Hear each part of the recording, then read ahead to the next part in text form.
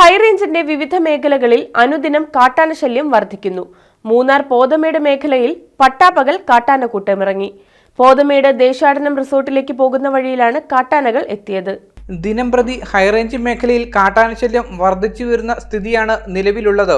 ഇതുവരെ എത്താത്ത ഇടങ്ങളിൽ വരെ കാട്ടാനകളുടെ സാന്നിധ്യമുണ്ടാകുന്ന സാഹചര്യമാണ് നിലവിൽ. രാത്രികാലത്ത് മാത്രമല്ല പകൽ സമയങ്ങളിൽ പോലും കാട്ടാനകൾ ജനവാസ മേഖലയിൽ സ്വൈരവിഹാരം നടത്തുന്നു. മൂന്നാർ പോതമേട് മേഖലയിൽ പട്ടാപ്പകൽ കാട്ടാനകൾ റോഡിലിറങ്ങി. പോതമേട് ദേശാടനം റിസോർട്ടിലേക്ക് പോകുന്ന വഴിയിലായിരുന്നു കാട്ടാനകൾ എത്തിയത്.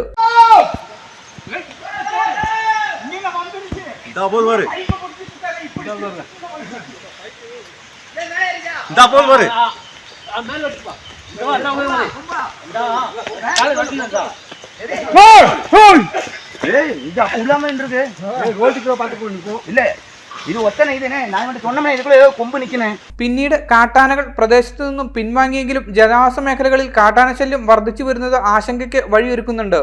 വനത്തിൽ തീറ്റ ലഭ്യതയുള്ള മഴക്കാലത്ത് കാട്ടാനശല്യം ഇത്രത്തോളം രൂക്ഷമെങ്കിൽ വേനൽ കനക്കുന്നതോടെ കാട്ടാനകൾ കൂട്ടമായി കാടിറങ്ങുമോ എന്നാണ് ആശങ്ക. കാന്തല്ലൂർ, മറയൂർ മേഖലകളിൽ കഴിഞ്ഞ കുറച്ചധികം ദിവസങ്ങളായി കാട്ടാനശല്യം അതിരൂക്ഷമായി തുടരുകയാണ്.